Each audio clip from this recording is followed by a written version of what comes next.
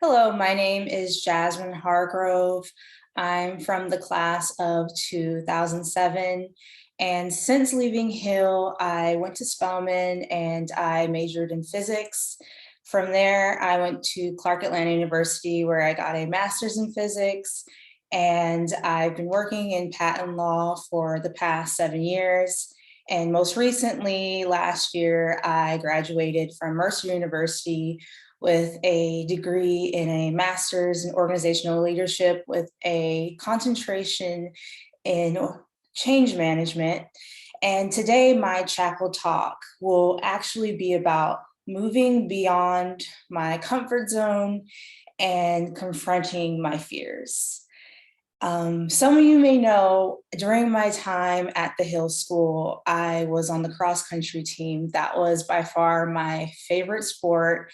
And I remember the first practice, it had to be maybe like the first week or two of school. And we were at the golf course running barefoot.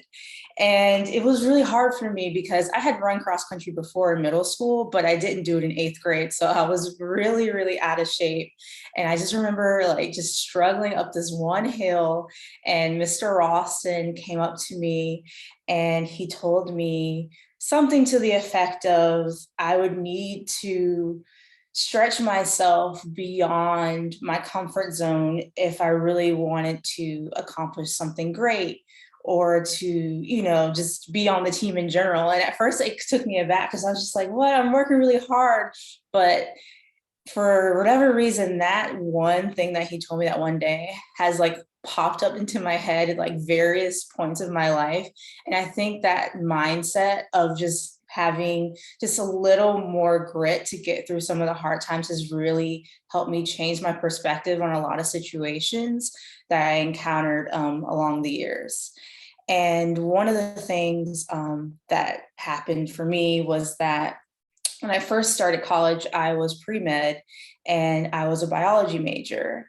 And at Spelman, apparently that is the most popular major. So a couple of days before the first day of school, they had all of the majors have sort of like an open house. So I went to the open house for biology, and they had a entire auditorium for the major because there are that many people. There had to be maybe 300 or 400 girls in there, and I just remember sitting there feeling like I was just going to be lost because there are just so many people. And going to a liberal arts college, my entire idea, or at least part of it, was that I wanted to have like very close relationships with my professors, kind of like I had at the Hill.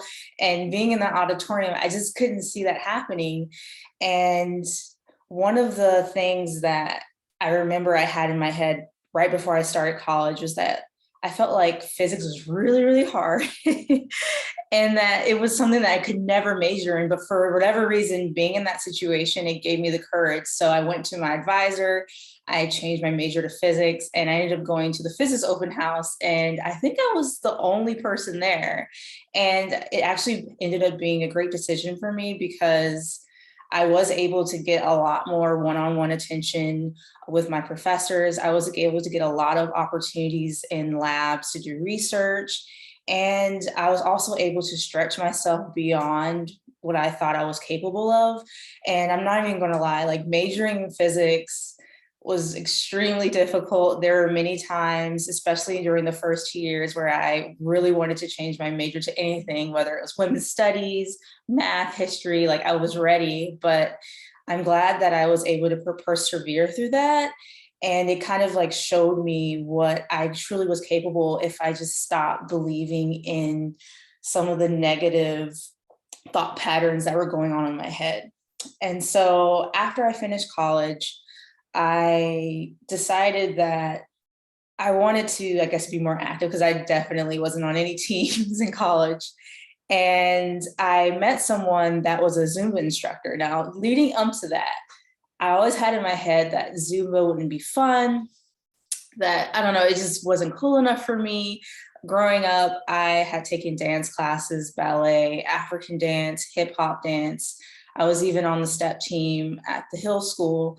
And so I just didn't feel like dance fitness would like fit with me, but she really encouraged me to join her class.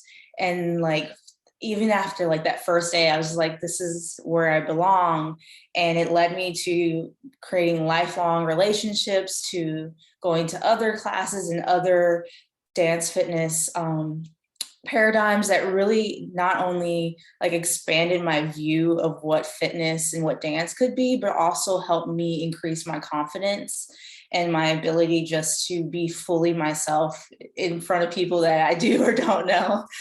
And one last thing that I was holding on to that was holding me back, I feel like, was most of my life, I believed that I was a plant killer and that there was no way that I could just keep a plant alive. And a few years ago, I was moving to a new apartment. And so I wanted to have like completely new furniture, completely new interior design. So I started Pinterest where I would save all of the pins and pictures and inspirations that are like the vibe that I was going for.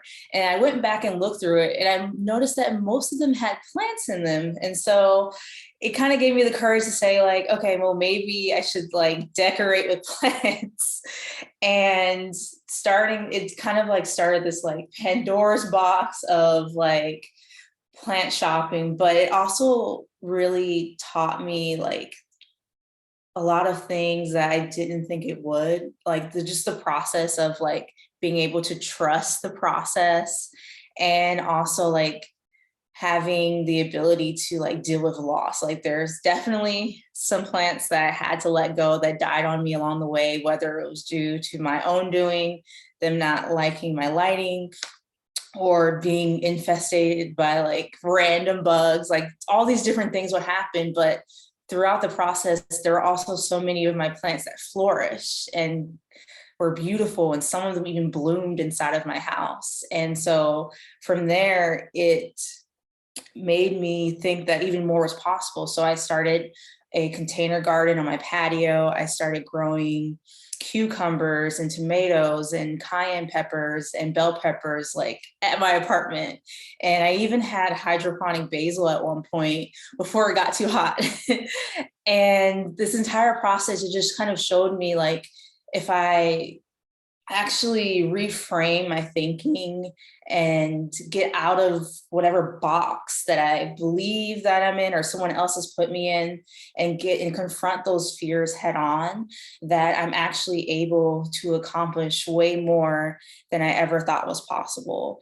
And so I think literally like that one time at cross country at the Hill just really kind of gave me like this mindset that I've just been carrying through my entire time. So for the last 7 years, I have been working in patent law, and I'm not gonna lie, it hasn't been like the straight upward trajectory that I thought it was. My first job was at the United States Patent and Trademark Office as a patent examiner. And I actually liked it for the most part. But I was still really curious about what it would be like to work at a law firm. So I worked at actually two law firms after that. And I just didn't feel like they were like a good fit for me.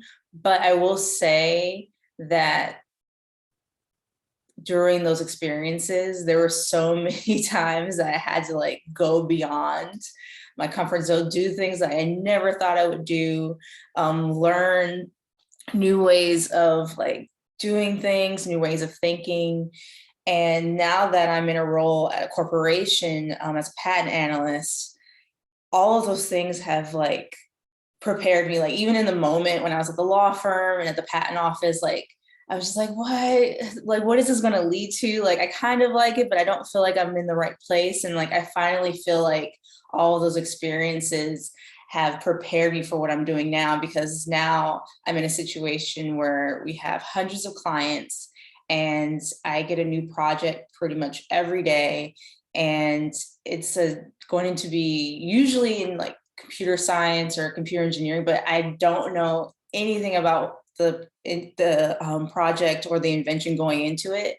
And I have to not only learn about it, I have to have the confidence to figure out what's going on and to finish out the project. And I think like without those experiences and being literally like thrown in the water, like I wouldn't be able to be successful in the job that I'm in now. And so I'm just really thankful to Mr. Ralston for just like getting in my head.